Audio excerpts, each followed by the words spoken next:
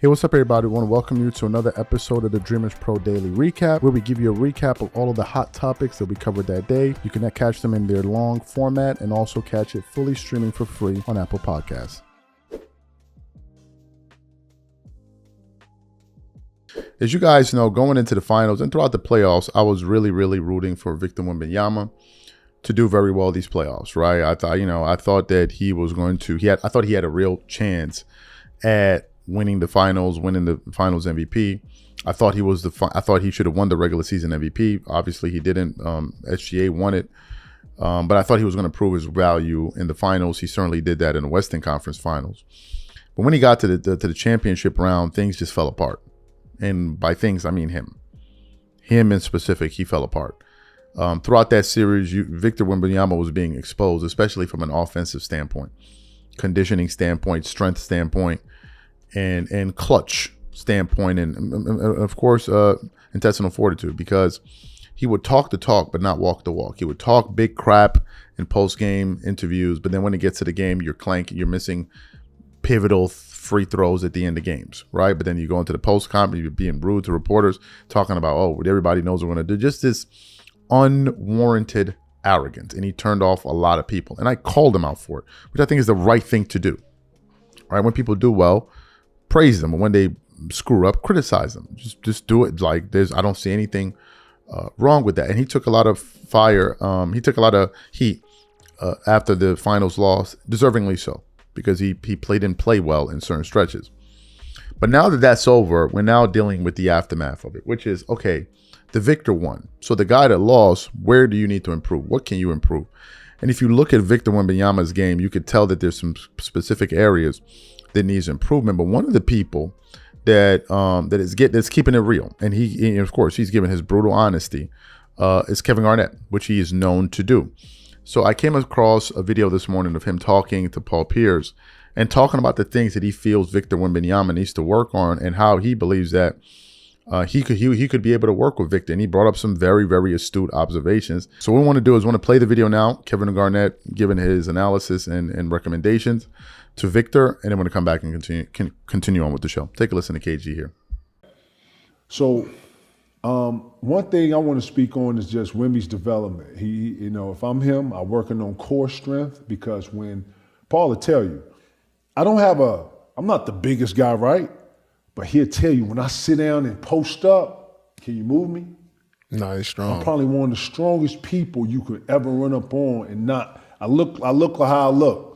But when it came down there to setting up on that block and then pitching and getting it off down there, yeah, I was the best at that. You know what I'm saying? So I would love to work with big fella, but this generation has a preference on how they want to work out, and I have to respect that. But yeah, I'm open to all. Listen, I'm looking for big years from not just Wemby. I'm looking for big years from Czech. I'm looking for a big summer from Zion. I'm looking for a big summer from Kyrie. Perfect. So you heard what KG had to say. What are my thoughts about this? I thought he said what we pretty much all could see. Victor needs to work on his conditioning. He needs to get stronger. There's no question about it. Especially when you're talking about his lowering his center of gravity. I mean, his center of gravity is so high that if you ever notice Victor trying to post up, by the time he actually makes the catch, he's pretty much damn near back at the three-point line. That's number one. Number two, when he faces up, he doesn't really seem sure of what he wants to do, especially when he lifts up his pivot. He'll drive to the basket and he won't know what exactly he's doing, especially when they cut off his first move. He doesn't have any counters. And he ends up passing out of a double team and making a very awkward pass. He doesn't have fantastic footwork. What usually facilitates his scoring at the paint, even when he has bad positioning, is his length. He's able to get the shot closer to the basket just by his reach and his wingspan, which is his God-given ability. But it's clear to see that Victor needs to polish his game. Now, if you look at Kevin Garnett, and we all remember watching KG, Kevin Garnett was that dude. Like, he was that dude winning MVP. He was that guy. Not only was he a ferocious defender, he could really defend and move his feet. And at certain points, he can keep up with certain guards. But he was an extremely polished offensive player. His jump shot was pretty much automatic on those pick and pops. Pretty much automatic. And Kevin Garnett is a 7-footer. Obviously, Victor Wembanyama is taller than he is, but Kevin Garnett was extremely skilled. Having an offensive repertoire was never the question about Kevin Garnett, and he knew exactly how to take advantage of certain matchups. And that's where Victor needs to grow. His game needs to grow beyond what we saw now. Now, to be 100% fair, no NBA players entering their prime in year 3, right? Everyone needs to develop. Michael Jordan needed to develop his game when he came into the NBA. Kobe Bryant needed to develop his game. LeBron James. So players develop. And Victor Wembanyama, it is clear to see that there needs to be a developmental stage that takes place this summer. And he needs to understand how to utilize his size more. It just makes no sense being 7'5", standing up at the 3-point line, taking 3. It just makes no sense whatsoever. Unless you're going to be hitting down that shot at the frequency rate of a Stephen Curry, you don't need to be doing that, because you're taking your size advantage out of the game. And if you're going to be settling for threes, there's no point in you being 7'5". Seriously, there's no point. Victor doesn't spend enough time in the paint. And if you notice, he doesn't get high rebounds, which means that usually on defensive boards, he's always being shifted out of place. 7'5", Victor Wembanyama should be averaging 14, 15 rebounds a night. Some nights he barely gets to 12. At 7'5", no, there needs to be a lot more activity on the glass, and he needs to dominate games, especially on the defensive glass. You could look at big men that were way better rebounders than him. Ben Wallace, even DeAndre Drummond, Dwight Howard. These guys dominated the glass. And Victor needs to be able to do so. But in fairness, he needs to put on more size. If you look at Dwight Howard when he first got into the NBA to when he was the Orlando Magic Dwight Howard, it was two totally different players. So there's definitely a lot of room for development. I think Kevin Garnett is saying something that we can all get behind and agree with. So I'm with KG on this one. So today we have a very interesting show. So let's get straight into it. So I believe it was just day before yesterday. Where we did a show on the Cleveland Cavaliers having a reunion, right? And we did a show because it was posted on the internet that one particular person didn't attend. And that person was, of course, Kyrie Irving. And it really started off with a series of posts from social media that I want to get into here. So one of them is from ESPN, and it said, and we want to put it up here for you guys. It says, Team Swish, missing none. He was invited and ghosted all of us. Stop with that BS. J.R. Smith seemingly addressed Kyrie Irving's notable absence from Cavs 2016 reunion, saying he ghosted them after he was invited, at King James and on Tristan Thompson and everybody else. Then the next post, it says someone is missing. And then, of course, you see the photograph there of Kyrie Irving, the photograph of Kyrie Irving essentially not being in attendance. So that was the big thing, and we spoke about it, and I kind of weighed in on it. I gave my thoughts as to why, why Kyrie Irving didn't attend and blah, blah, blah, blah, blah, blah, blah. So anyway, I woke up this morning and because I follow Kyrie Irving on Instagram, and to my surprise, he actually posted about the team. And I'm like, okay, this is interesting. So now we want to put up the post from Kyrie Irving, and this is the post here. He put up a photograph of the 2016 team, and then under it, he wrote, "All for one, one for all. We completed the mission together as brothers, and that's all that matters to me." And then he wrote something at the bottom. Now, it's interesting that he put "we," because if you let the media tell it, LeBron won this championship. If you let LeBron tell it, he became the GOAT after he won this championship. But then later on came out here saying that ring culture is weird. He made it about himself. If you guys don't know the backstory to this chip, after they won it, there were reports that LeBron was trying to get Kyrie Irving traded for Chris Paul or Paul George. And then Kyrie Irving heard that, and he was like, this is not no damn brotherhood. And he was very, very upset, according to the reports at the time. And that's when that whole falling apart kind of started. That's really when the media started turning on Kyrie Irving for LeBron James. You even remember the interview he did on ESPN, And Max Kellerman was asking him all of these disrespectful questions like, did you inform LeBron and all of this? And Kyrie was like, no. Right? We later on heard years later that Kyrie kind of viewed that situation as the breakup between Shaq and Kobe, and Kyrie wanting to go on to prove that he could win titles without LeBron James and taking on the role as leader. He ultimately went to go play with the Boston Celtics and some other teams, Brooklyn and I think Dallas ultimately after that. So that's how it ended. But more importantly, if Kyrie wanted to be there and it meant that much to him, he would have been there. Don't get it twisted. Everybody else went, including LeBron James. You can't tell me Kyrie is more busy than LeBron James. No, they're both busy people. They're both family people. So they both have obligations. So if LeBron could make it, Kyrie Irving could make it. Even some former teammates that didn't make it originally made it later, like Iman Shumpert and I think Dellavedova. He came a little bit later on in the trip. I think most of the guys that contributed to the team, I think 90% of them were there. But it's pretty notable that Kyrie Irving, the guy who hit the biggest shot in the series, the guy who was playing like it was like LeBron's 1B to 1A, not like C or something like that, or D, who was actually scoring 40 points in the finals alongside with him.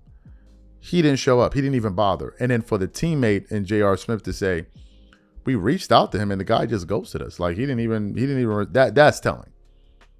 That's telling. That is absolutely telling. That the man said, no, I refuse to be a part of this. Now, I like the fact that he acknowledged the team, and he posted this on the thing. But it's important that he wrote that he wrote this we, right? And here's what's interesting: an account posted right under it, Overtime, said we did it. And if you immediately go into the comments, one person wrote we, another person wrote we. Man, if y'all get y'all at on somewhere else. Another guy said they're basically arguing to say that LeBron did it, and that's why Kyrie Irving didn't want to be a part of it. I believe that's a major role, because the way it was spun after that, at certain points after the game, they didn't even show Kyrie Irving's shot. They made it about LeBron's block. But had LeBron hit that shot, they'll be trying to call him Michael Jordan. So there were a lot of politics. There was a lot of narrative building after that championship was won. And one of the people that got the short end of the stick was Kyrie Irving. And he said, no, I refuse to be a part of this. I refuse to be a part of you guys' shenanigans. I'm not going to be a prop up here for you guys. Now, I don't know Kyrie. I said it in the other show that we did. I don't know him. I don't know him personally. I don't know what truly made him not go there. But this is sports news. This is a story. And I'm just going to infer on what I think is going on. And that's potentially what's going on. Because that's a big championship. And I think it's Kyrie Irving's only championship. And for him to not be there, and I heard later on he was doing a camp in other places around the world, working with younger basketball players and younger athletes. And he felt that probably that was more important and more worthy of his time than going there. I'll leave it to you guys. It just looks to me like Kyrie Irving is just not with the fake nonsense and doing it. That's just how it comes off to me, man. Kyrie seems like an individual, and he's not just up there trying to kiss somebody's ass. That's just how he comes off to me. Of course, LeBron fans are not going to like it, but who cares?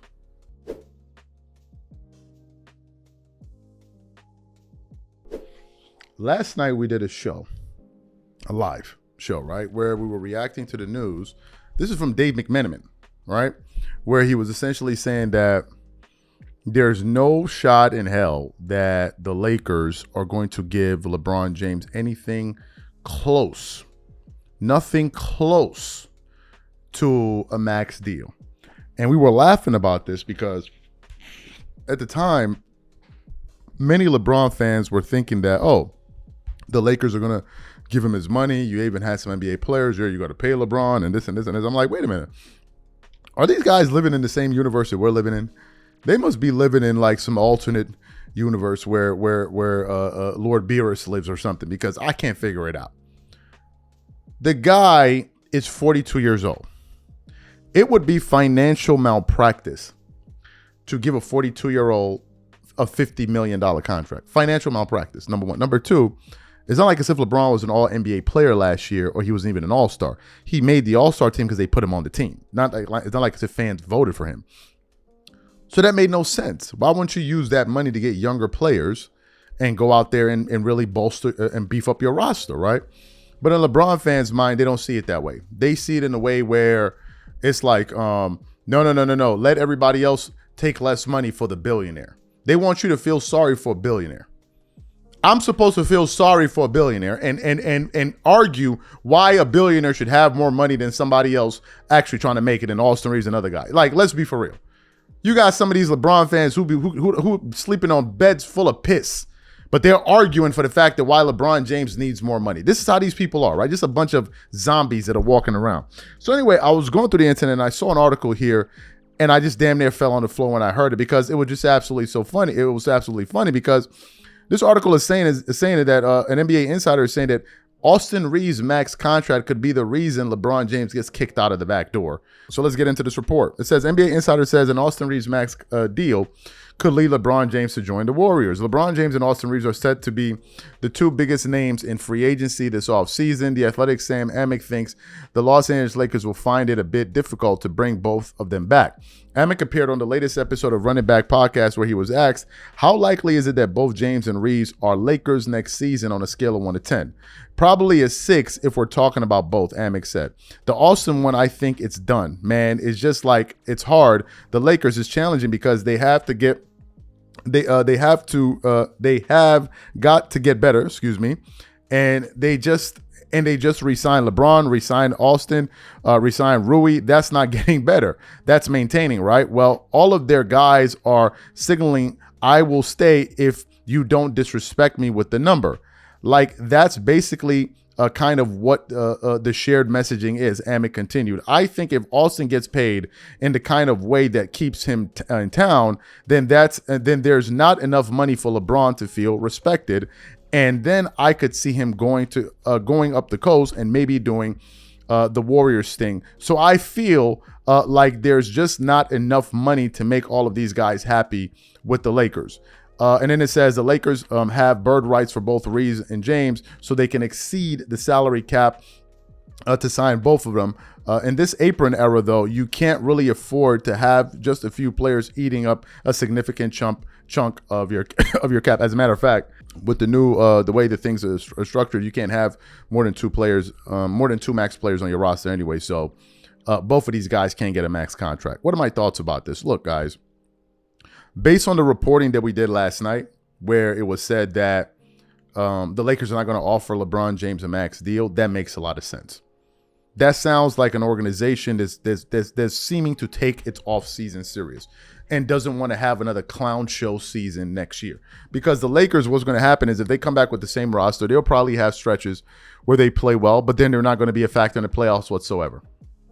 You have the same idiots pontificating, oh, the Lakers could be this, the Lakers could be that, they could be this, they could be that. And then when we get to the playoff and the rubber hits the road, they get their asses bounced out of there. Right? So if I'm the Lakers, you're prioritizing, number one, youth. That's number one, youth. Right? If anything, you sign Reaves to a bigger contract, and in the case that it doesn't work out, he could be a good trade piece. But if you give LeBron that money, or major money, then what's his value to you in the future if you want to move him for another play? You can't do that. So if I'm the Lakers, obviously Luka's going to get his money. You pay Reaves, you pay LeBron the minimum you can afford him for, and then go get some younger guys out there to play. He's going to be 42 years old this year. 42 years old. Now, in terms of him feeling disrespect, who cares whether or not you feel disrespected or not? You're old. You're even seeing in damn soccer where they're talking about Ronaldo. Should Ronaldo step back? Has he passed him? Like, at a certain point, you got to get the out the way, man. At a certain point, you have to get the hell out of the way. And the Lakers need to do what's in the best interest of the Lakers. The Lakers have done enough for LeBron James. For goodness sakes, they even signed his son. And it's been mutually beneficial for him to be there. As he is scratching their back, they're scratching his. Let's not get it twisted. LeBron is playing for one of the most famous franchises in the world of sports. And that reputation was built before he walked through the door. They had 16 championship trophies hanging up there in the rafters before he got there. And a lot of fans like to say, well, look at what were the Lakers before? What have they been ever since? This would be year 9 if he comes back next year. 9 years, 1 championship. What are you guys bragging about? 9 years, 1 championship. What are y'all hollering and screaming for? So to me, this makes perfect sense. And if he doesn't like it, he should leave. And I don't understand why money's even an issue. You're a billionaire. What are you talking about? You got his fans, some of them who can't even afford a damn McGriddle from McDonald's, talking about, man, he better get his money. He deserves every penny he got. He deserves every penny he got. Y'all need to go fix your life.